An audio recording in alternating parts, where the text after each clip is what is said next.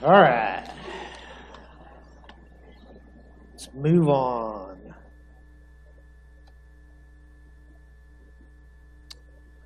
All right, so the next in the series is oxidative phosphorylation, which I would just, I could call it the electron transport chain as well. So either name you can go by, but that's what we're going to do in the electron transport chain, this oxidative phosphorylation. There's your learning objectives. So an overview of the electron transport chain. So energy-rich molecules like glucose, we're going to go through a series of oxidation reactions, which we just saw, glycolysis, then pyruvate dehydrogenase, then TCA cycle, which yielded CO2 and water, and also these energy-rich intermediates like NADH, FADH2. So those things, they're high energy, and there are certain reactions where you can use those directly, but ultimately we really like to make that into ATP. ATP is a more useful energy form.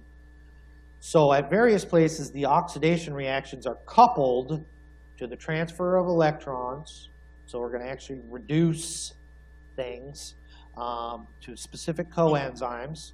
So there's NAD plus and FAD. So we have NADH is going to come in. We're going to actually oxidize it to NAD plus. FADH2 is going to come in. We're actually going to oxidize it to FAD. And as we do that, we're reducing something else. And that's what we're transferring those electrons. So the gain of the electrons is actually a reduction reaction. Okay? So we're just transferring those down. And we can actually couple that to the pumping of protons, which you see here in number 5. So the whole electron transport chain is just, and really this is as complex as you need to make it. We're just passing those electrons down a series of different intermediates, different coenzymes. You're just passing them down. And as you do, we're getting to less and less energy state. But as you do that, in certain steps, you're actually going to use the energy associated with that passage to actually pump protons. So by the end, they've lost much of the free energy.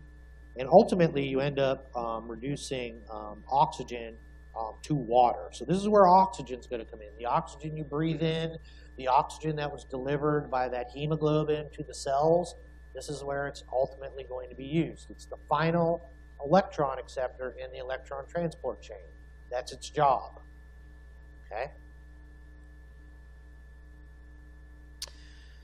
So as we pass these electrons down, we're going to actually pump protons, and that's going to create a gradient. It's similar to before when you saw when you pumped sodium, for example, and you created a gradient. You can use that gradient to drive an energy requiring process, right? We saw how we could use that to transport glucose to concentrate it against the gradient. Okay, similar idea here.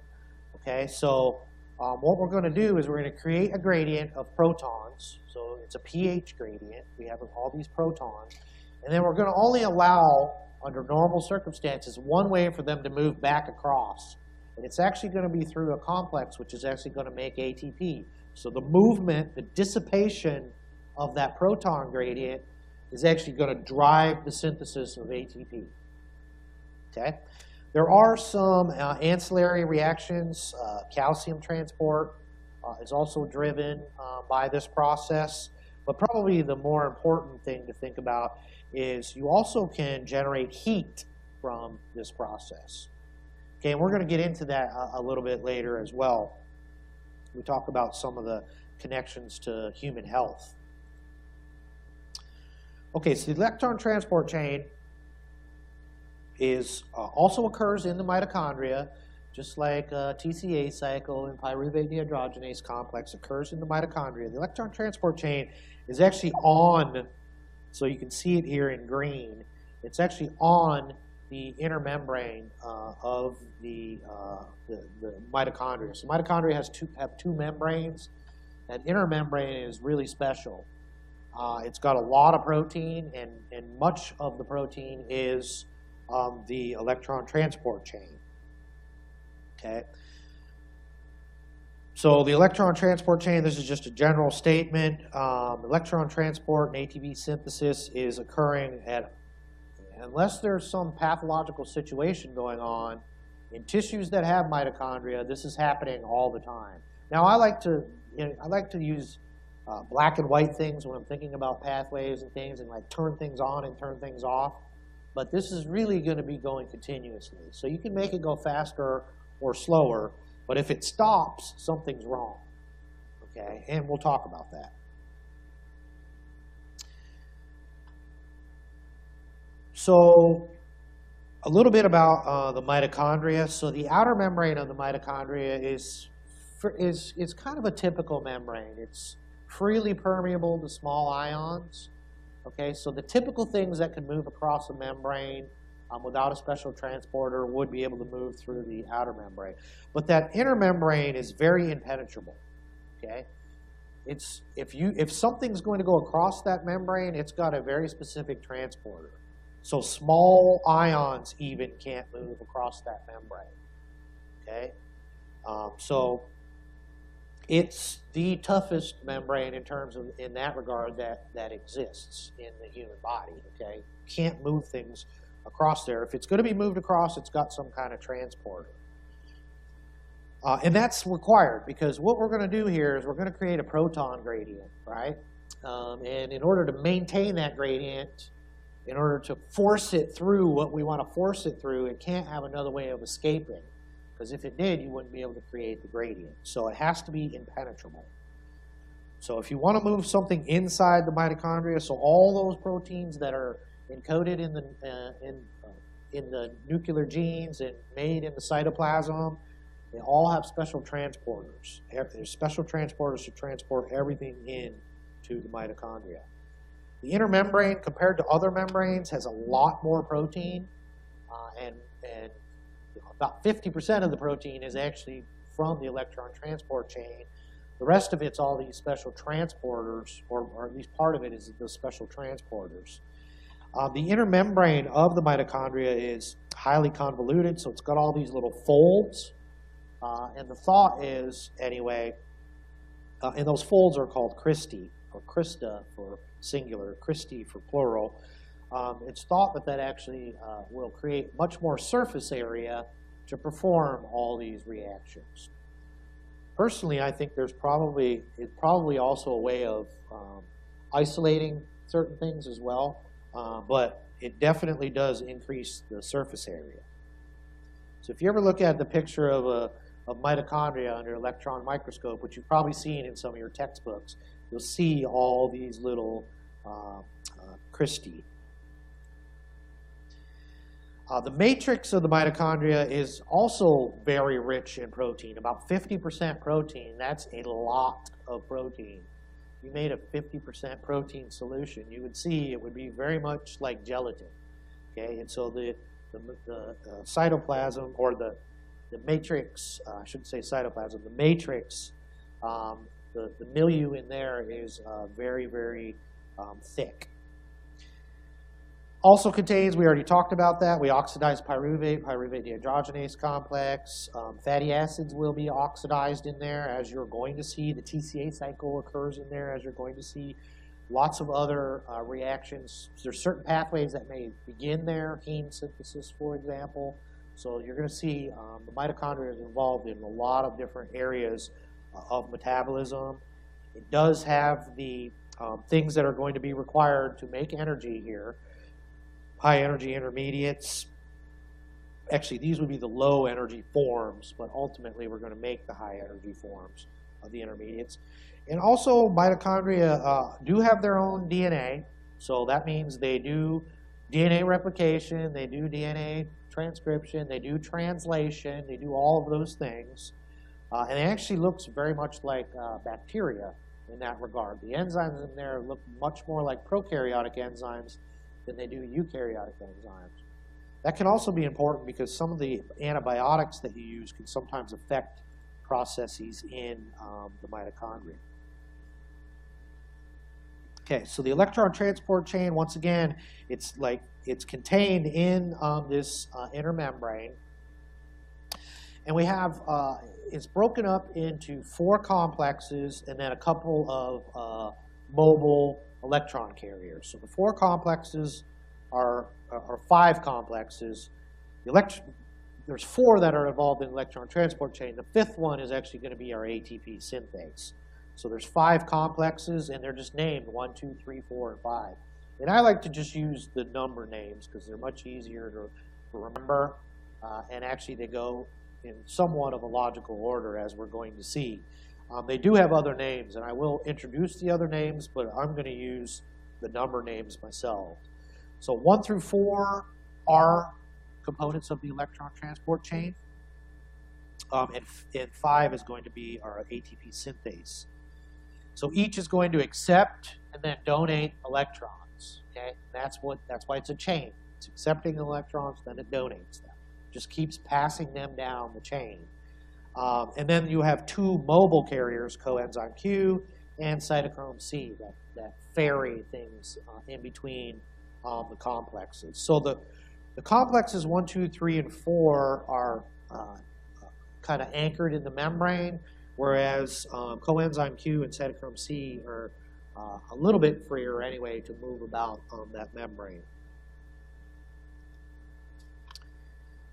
Okay, we already said this first, and ultimately we're going to combine the electrons with actually protons and oxygen, and we're actually going to make water at the end.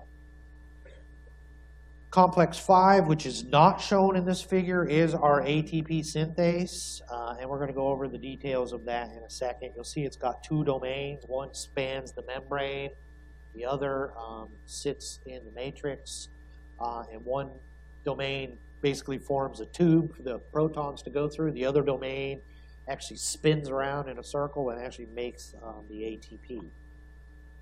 Okay? So let's actually look at what goes on. So if we start with NADH, so you can either start with NADH or FADH2. If we start with FADH2, things are going to be a little bit different. But if we start from NADH, where did we get NADH from? Well, you made NADH during glycolysis, you made NADH in the pyruvate dehydrogenase complex, and you made a whole bunch of NADH during the TCA cycle, right? That's where the NADH comes from. Okay, so we start with NADH. We're going to actually take the electrons from it. Now there's a little bit of extra information there just to make sure that I'm being accurate and complete, but this is how I want you to think of it.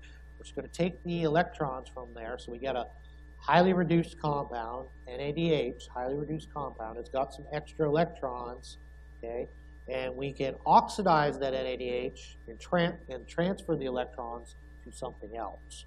So in this case, the first reaction happens at complex 1, and all we're doing is we're actually transferring the electrons to something else.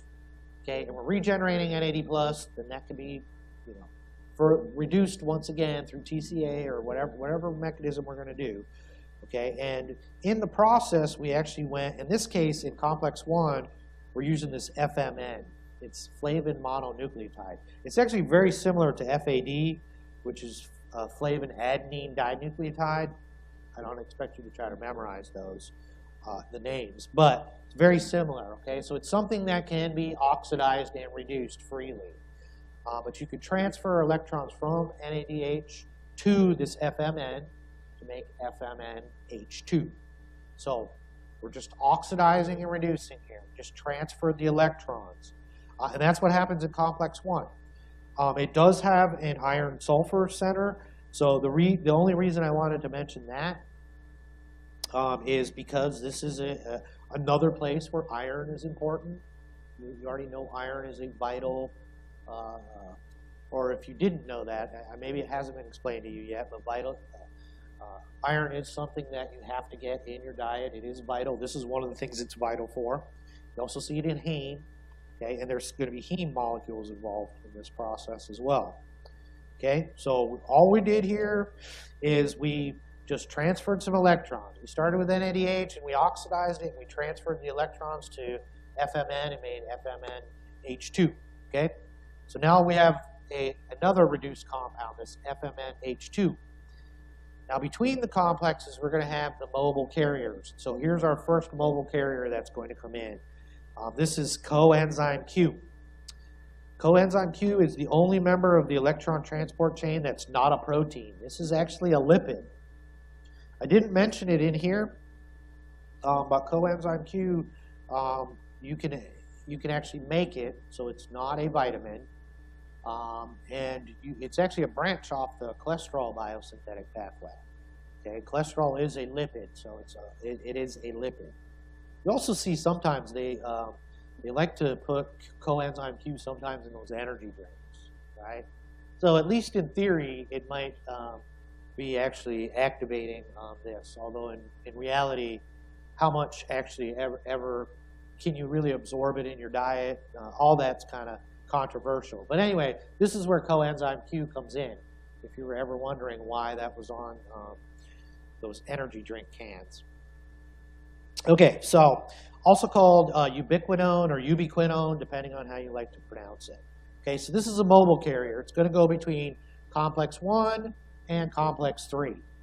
Okay, so it can accept the electrons from complex 1 and transfer them to complex 3. So it'll actually become reduced itself. So you can go from coenzyme Q to coenzyme QH2. So it'll actually become oxidized and reduced itself. And it's just moving electrons from 1 to 3. Okay, we're still passing them down the chain here. What I haven't shown you yet is proton pumping, which we will get to, but we're just moving the electrons down the chain. So you start with something really very highly reduced, and at the very end you end with something very highly oxidized. Okay, we'll just keep moving down the chain. Complex 3, and actually I probably didn't mention during complex 1, because I just call it complex 1. Complex 1 is also called NADH dehydrogenase. Okay, that's for me to be complete. I'm going to call it complex 1. Complex 3 also has another name, cytochrome BC1. So it is a cytochrome. I don't know if it's been explained to you yet that cytochromes have heme in them. Has that been mentioned to you yet? If not, then I'm telling you right now, cytochromes have heme in them. You're going to see lots of cytochromes, not only in biochemistry, but in other places. So get used to seeing them. They do contain heme. That means there's another spot where iron is required. So, if you have iron deficiency, it's going to affect red blood cells, right? There's heme there, but it's also going to affect your electron transport chain, ultimately. So it could affect energy in two different ways, both the delivery of oxygen and it could affect the electron transport chain. Now, unlike in the heme that's present in oxygen, where the heme in oxygen actually binds and releases, or I should say the heme present in hemoglobin, not present in oxygen, present in hemoglobin binds and releases oxygen, right? Here, the heme is actually going to act a little bit differently. It's going to be alternatively oxidized and reduced. So it's going to go from this Fe3 plus to Fe2 plus. So the reduced form is Fe2 plus. As it accepts an electron, becomes reduced, it's Fe2 plus. Then it can donate that electron and go back to Fe3 plus. So once again, we're just oxidizing and reducing. We're still just moving things down the electron transport chain. So complex 3 accepts the electrons from coenzyme Q and becomes oxidized or becomes reduced, and then it's going to become oxidized as it transfers the electrons to the next mobile receptor, which is cytochrome C. Okay. Cytochrome C, have you seen cytochrome C yet? Maybe. We talked about apoptosis or apoptosis, however you want to pronounce it. So cytochrome C you sometimes see as being one of the signals that happens very early on in apoptosis is a release of cytochrome C. Cytochrome C is a component of the electron transport chain. It's a mobile carrier, the second mobile carrier. And basically what it's going to do is transfer the electrons from 3 to 4. So coenzyme Q went from 1 to 3, and this is going from 3 to 4. You'll notice we didn't mention 2 yet, right? Because 2 is going to come in a second. So once again, we're just going to move things. This is a mobile carrier. We're going from 3 to 4. So finally, we're at complex 4. This is cytochrome C oxidase as well. I'm just going to call it complex 4. Also has another name sometimes you'll see, cytochrome A plus A3. It's much easier just to call it complex 4. This is the final step in the electron transport chain. It's going to accept those electrons from cytochrome C, and it's going to use those electrons, free protons, and oxygen. This is where oxygen comes in, and reduce oxygen to water. Okay, so the oxygen you breathe in, this is the step where it's actually used. It also has an iron requirement. It also has a copper requirement. So where was the other reaction we saw that required copper? Synthesis of collagen. I heard somebody say it. Synthesis of collagen, right? We talked about Menkes disease or Menkes kinky hair disease, and it affected collagen. Some of the symptoms in Menkes hair disease, kinky hair disease, didn't really necessarily make sense with collagen. You're like, okay, why that? Some of the symptoms did. Well, you also need copper for your electron transport chain. So therefore, you're going to see some of the other symptoms you see in Menkes disease are caused by a defect in this electron transport chain. So effect on muscle, tissues that require a lot of energy, neurons, brain. Okay, so, and really that's as complicated as I want you to make it. If you've studied this before, especially if you've had a professor who really enjoys physics, you may have gotten into a little more than we went into. I do like physics a little bit, but I don't like it enough to try to want to lecture you about physics. I like more like theoretical physics, like the Sheldon physics. But this stuff's it's really complex to try to explain from a physical perspective. So don't make it any harder than it needs to. We're passing things. We're alternatively oxidizing and reducing down the electron chain. Okay, and the reason this can even happen is because NADH is a very strong electron donor, and oxygen is a very strong electron acceptor. Okay, so NADH is a very strong donor, and oxygen is a very strong acceptor. And as we move down the chain, you're just going from a slightly weaker donor and a slightly stronger acceptor. And we just keep moving down the chain, and that's as complicated as you need to make it, okay? But here's where the extra information comes in that I didn't mention earlier, and it's the chemiosmotic hypothesis. So as we actually move those electrons down that chain, so remember, in this case, we actually went 1, 3, 4, right? So actually we went 1, coenzyme Q, 3, cytochrome C, then 4. Right? That's the whole electron transport chain starting from NADH. Well, as you go through 1, 3, and 4, those are our solid carriers, you can actually couple the movement of those electrons to the pumping of protons. Okay? So as we move the electrons through there, we're actually going to pump protons out of the matrix into this inner membrane space and start to create a proton gradient. A proton gradient and a pH gradient. Okay, and then we can actually use this gradient, and so we'll only give, under normal circumstances, we only give the protons one opportunity to get back into the matrix, and that's through this ATP synthase. So the movement of those protons back through this ATP synthase is going to allow the production of ATP. So this proton gradient is the common intermediate. So it couples oxidation, so we're oxidizing as we go through the electron transport chain, to the phosphorylation event that's going to take place when we make this ATP. So that's why we call it oxidative phosphorylation. This is a different way of making ATP than we've already seen, where we had that substrate level, which we saw in glycolysis, and we also saw in the TCA cycle. Okay? So the protons are going to flow back through this FO domain. That's not F0, it's FO domain. This is the membrane spanning domain. They're going to flow back through there. And so what actually happens is as they're going to move, as the protons move back through this, okay, you see this little light bulb looking thing? Okay, that's actually the FO domain. That's actually where it's actually got the synthase activity. So what it actually does is it actually binds ADP and inorganic phosphate, and as the protons move through, it spins. It actually spins around, almost like you were unscrewing that light bulb. So it keeps spinning around. And when it spins, it actually brings them close together, and you can actually make ATP. That's how it actually makes ATP. Okay? I don't think it's important to necessarily try to understand the details of how the reaction works, but just realize that this domain, the complex 5, is actually going to be the ATP synthase. Okay, so once again, now you can see how we've passed things down the electron transport chain. We've created this proton gradient. Now we can use this gradient to actually make ATP.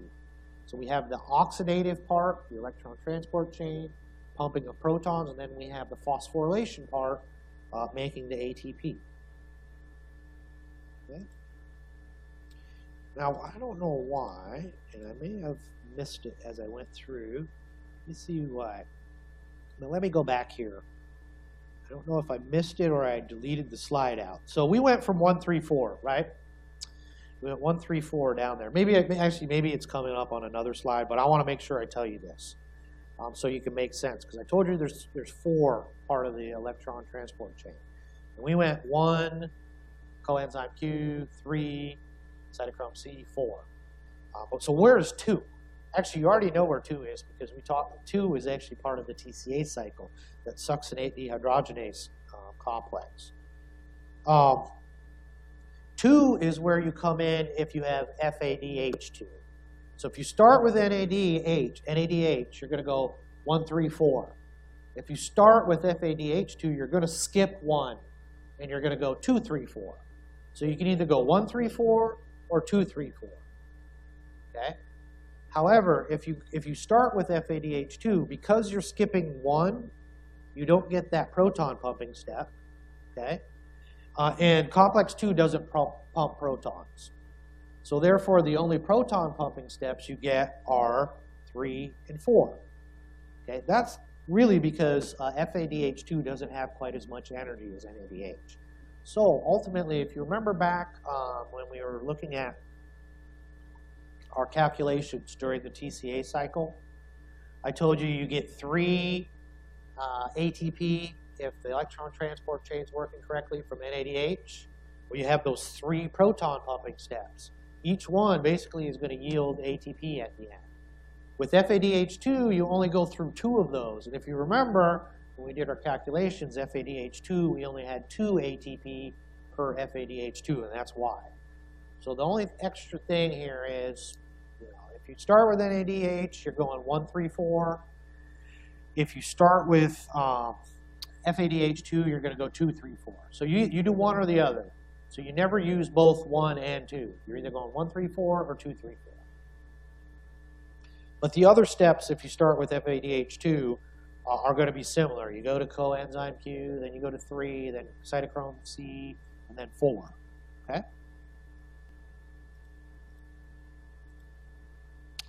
Okay. So now we're going to talk about some intersections between the electron transport chain and human health. So the first thing we're going to talk about is electron chain inhibitors. And one of the things I want you guys to do is we're going to talk about electron chain inhibitors, and then I'm going to talk about some uncouplers. And you got to realize these are very, very different things, and they're going to result in very, very different symptoms, and you need to get them straight in your head. And this is where understanding what's going on will help you keep it straight in your head, rather than just trying to memorize this does this or this does that. If you understand what's going on and you walk logically, then you will never forget, in my opinion. Okay, so electron transport chain inhibitors, what's going to happen is they're going to prevent the flow of electrons through the electron transport chain.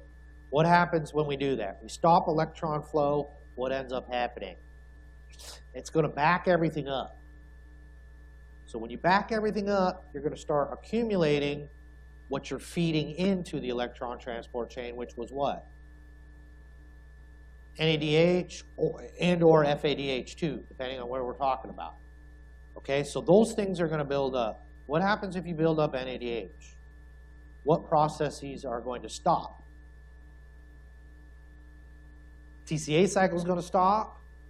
Okay, so if you build up NADH, pyruvate dehydrogenase complex, also going to stop, right? So you can't convert pyruvate to acetyl-CoA. So now what's going to happen to that pyruvate? Glycolysis is going on. You need NADH. I'm sorry. You need NAD plus for glycolysis to proceed. So what are you going to do? You're going to convert pyruvate into what? Lactate, right? So one of the things you're going to see as a symptom of all of the electron transport chain inhibitors is lactic acidosis. They're all going to have that in common.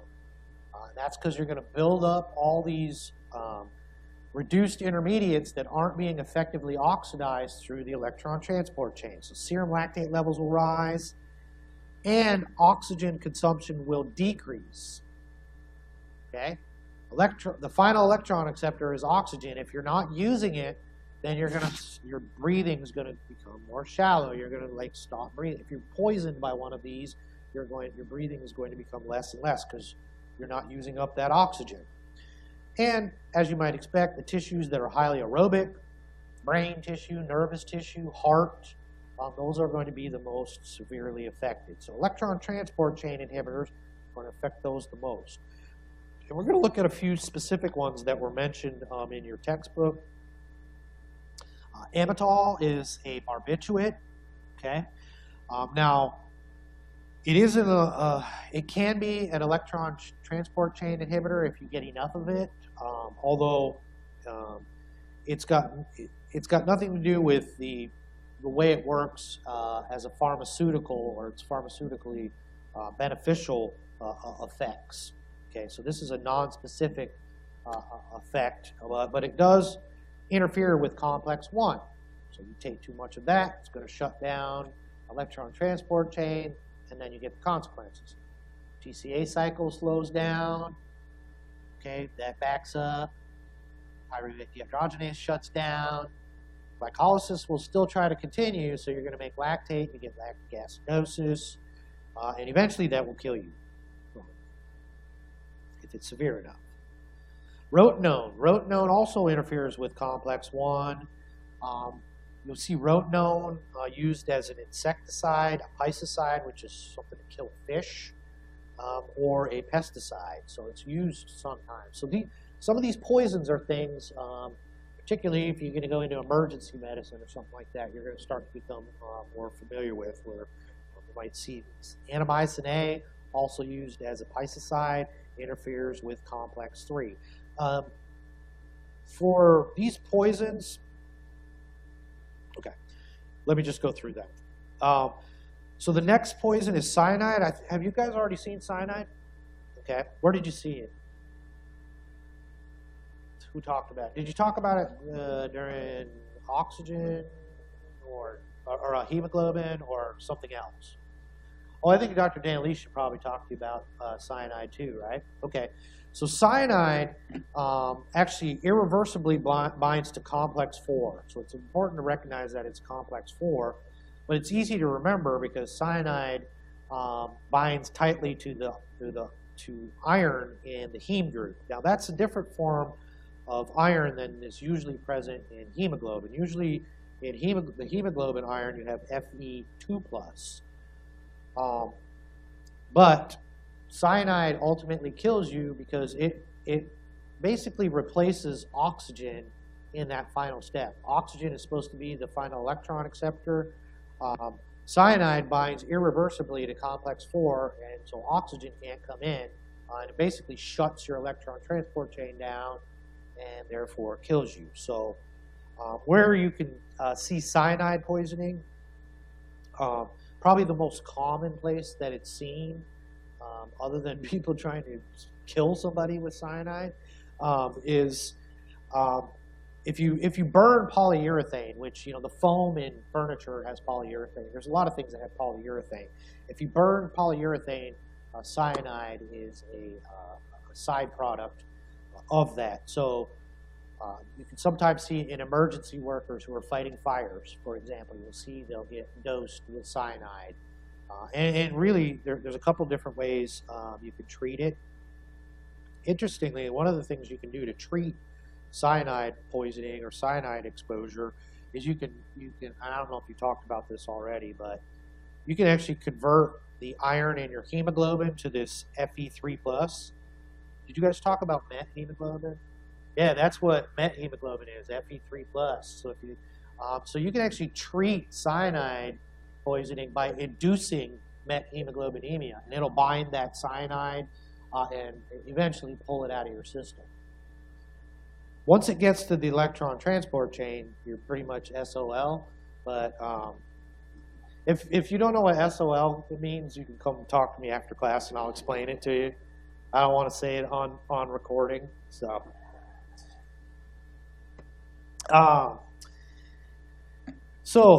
also carbon monoxide is an electron transport chain inhibitor. Once again, you've probably already seen carbon monoxide. Carbon monoxide actually binds very tightly to hemoglobin, right? It actually stabilizes the R form of hemoglobin. Therefore, it makes it actually tries to bind oxygen really tightly as well. Therefore, it makes it very ineffective at unloading oxygen to tissue. So that's the primary mechanism whereby carbon monoxide poisoning can ultimately kill you. But carbon monoxide can also reversibly bind to complex 4. So cyanide was an irreversible binding. This carbon monoxide is reversible. Okay, so you just have to basically, to treat carbon monoxide poisoning, you want to saturate them with as much oxygen as you can to kind of eventually outcompete that carbon monoxide. A third, or not a third, but an additional poison you may come across is sodium azide. It also binds similar to cyanide to the cytochromes in complex 4. Where you could sometimes see sodium azide is in the propellant and airbags. Although modern cars, they're no longer using that sodium azide because it's toxic. We use it in the lab all the time. So very typically, if you go into a biological lab, you'll see they've got some sodium azide in there, and it's got a big skull on it because it's very, very dangerous. But it works well as a preservative. So you put just a tiny bit in serum, for example, and you can prevent things from growing in it. Also used in explosives and other fun things like that. So these are all electron transport chain inhibitors. Now, you may be thinking, okay, so what do I need to know exactly where these work? I think you should know where cyanide and carbon monoxide work because it's complex 4 and it's similar to some things you've already learned about hemoglobin. Okay, so in that both are binding oxygen. Okay, one's an enzyme and one's not, but anyway. Those two, I think it's important to know that it's actually complex 4. The other poisons, I think it's important to recognize they inhibit the electron transport chain, but I'm not necessarily concerned about where they work. Okay, like I don't think you need to know rotenone is complex 1. You just need to know that it's an electron transport chain inhibitor, and then what's going to happen? What laboratory features would you see? Well, your oxygen consumption is going to go down, and you're going to get a lactic acidosis, right? That's something you're going to see. Oligomycin, that is actually a poison as well. That one it was included in your textbook because oligomycin is not something you're ever going to see somebody being poisoned by unless they work in a lab. It's used in the lab to inhibit ATP synthase. So it prevents the flow of the protons back through. If you inhibit ATP synthase, although it's technically not part of the electron transport chain, to prevent the protons from flowing back through, it'll ultimately back up and the electron transport chain won't be able to go. So it'll have a similar effect, ultimately. And once again, it's mainly used in the lab. But that's where the O comes from, oligomyosin, for that FO-F1 complex. That ATP synthase is, or complex 5 is also called FO-F1. The O comes from oligomyosin. Okay, so those were all electron transport chain inhibitors. Now we're going to look at some uncouplers. Okay, and these are going to work differently, and consequently are going to have some different symptoms. Okay, and in some ways they're almost dramatically opposite symptoms. Okay, so because you can have both poisons and you can have natural things that are uncouplers. So uncouplers, this would be something that's in that inner membrane. Now remember, we created a proton gradient. Okay. And under normal circumstances, no other way for that gradient to be dissipated except through ATP synthase. So what an uncoupler does is it gives you an alternative way of dissipating the gradient. That's what an uncoupling protein does. So it allows those protons to move back across without going through the ATP synthase. Okay, so what does that mean? Well, for one thing, it means you're not going to produce ATP in that case. Okay. So what else? So if you're just doing electron transport chain and you're just dissipating a gradient, if you're not making ATP, that energy is going to create something else. What's it going to create? It's actually, yeah, heat, exactly. So it's going to make heat. So if you uncouple the electron transport chain from this phosphorylation event, you give it a way of moving back across, the electron transport chain keeps going. That's an important distinction between that and the electron transport chain inhibitors. Electron transport chain is going to keep going. It's just the gradient's going to be dissipated, and instead what you're going to produce is heat.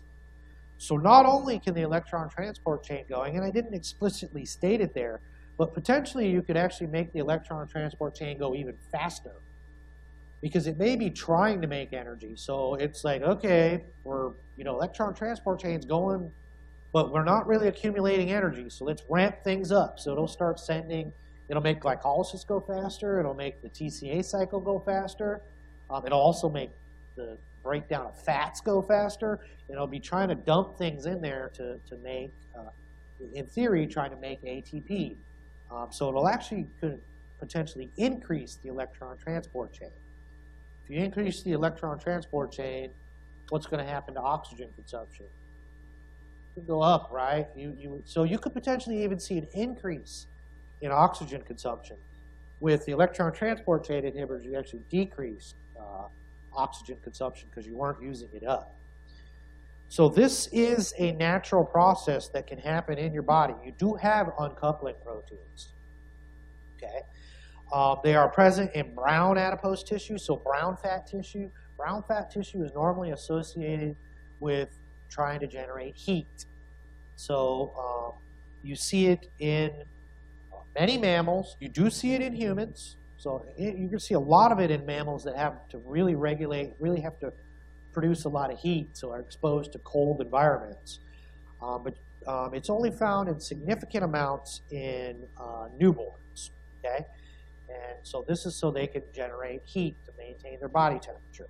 Now, as you might imagine, if this is burning up energy, it's using a lot of energy, and in this brown adipose tissue, it's using fat to make energy. Don't think that somebody hasn't went, well, if I want to burn some fat. So people are absolutely looking at this. Can you induce the conversion of some of this white fat you got there? I'm trying. If you could convert it into brown fat, which basically just tries to generate heat, you could burn fat. And so, and the answer is yes, you can. People who are exposed to constant cold environments will start to convert some of their white fat into brown fat. If you see people who live in real cold environments, or people who dive in cold water all the time, they will generate some brown fat. But this is an active area of research where they really would like to figure out a way, ideally for somebody who's real lazy like me, I'd like to be able to just take something and get all cut, right? But and I'm going to show you that there is a way of doing that as well. So we do have synthetic uncouplers. Okay, so you can have, so that was, the UCP1 was a natural protein that you have, but there are synthetic uncouplers. The idea is the same. They're going to provide an alternative way to dissipate that proton gradient. A classic example is 2,4-dinitrophenol. Originally used as a weight loss drug in the 1930s, but it was very quickly banned because it's very easy to overdose on it, okay? So it's basically acting like that UCP1 and you're dissipating that gradient. So, and you guys could probably imagine, just use logic. What do you think is going to happen if you overdose on this? What are going to be the symptoms you're going to see? Fever, yeah, hyperthermia. So you're going to generate a whole bunch of heat. You also see them sweating. There'll be very profuse sweating because they're trying to cool their body down, but they're going to be generating all this extra heat. So, and that extra heat is actually what will kill them. Remember, I told you, you don't have to get your body temperature too high before you start denaturing enzymes. So it can cause a fatal hyperthermia, okay? This drug is still in existence. It's actually a very, very effective weight loss tool. And so typically where you see it nowadays being used illegally is sometimes in the bodybuilding circuits where they're trying to cut fat for a competition or for whatever reason. And so people still do overdose on this, although technically it's illegal.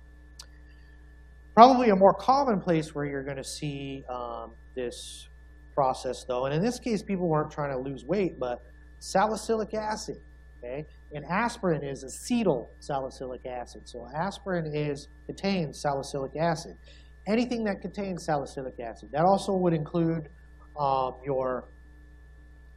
like Pepto-Bismol has a whole bunch of salicylic acid. So if you drink a lot of Pepto-Bismol, you'll see the same effect. Or you overdose on aspirin, the salicylic acid also provides an alternative way of moving the protons across that gradient and dissipating the gradient.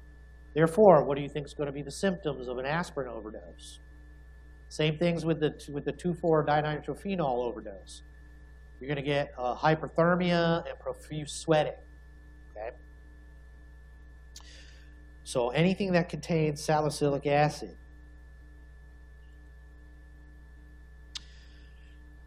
You can also have inherited defects in oxidative phosphorylation. Now, so many of the components of the electron transport chain are actually encoded on that mitochondrial piece of DNA. So the mitochondrial DNA, all of the proteins that are on there are involved in the electron transport chain. Now, not every protein needed for the electron transport chain is on there, but everyone that is on there is part of the electron transport chain. There's other genes in there, but they're involved in translating. You have ribosomal RNAs. There's also all these little single letter abbreviations, and you don't have to memorize any of that. Those are transfer RNAs for particular amino acids. So ultimately, that is just making components of the electron transport chain. So you can get mutations in mitochondrial genes. And if you get a mutation in a mitochondrial gene, what is it going to affect? Electron transport chain, right? It's either going to be in one of the proteins directly or one of the transfer RNAs, ribosomal RNAs, something else that's ultimately going to affect the production of the proteins in the electron transport chain. Now, so there are known genetic diseases where you have mutations in mitochondrial DNA. So you could have mitochondrial diseases which are caused by nuclear genes, but right now I'm talking about ones that are mitochondrial. We're going to get to these in genetics again. These are the three big ones. Leber hereditary optic neuropathy. These are the ones that you may encounter on your board exams. And if you encounter them, what they're going to be really talking about is the inheritance, which we'll talk about later this block. Myoclonic epilepsy with ragged red fibers.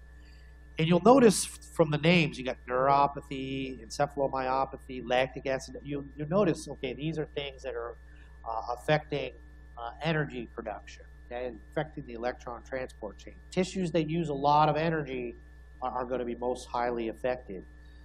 You can also, Lee syndrome, we mentioned Lee syndrome in the last lecture. You can have a pyruvate dehydrogenase complex mutation that could cause Lee syndrome. If some versions of Lee syndrome are due to mitochondrial DNA defects. Now, with mitochondria, because you have many copies of the mitochondrial DNA inside there, the genetics becomes a little more complicated. It's not like the nucleus where you just have 2 copies. You have hundreds of copies. So you get this range of symptoms depending on what percentage of your mitochondrial DNA is mutated. So, and we'll talk a little bit about that in genetics. So that's all I got for you for today. So I think I'll see you guys. I've got one more pathway to talk to you about on Thursday. So.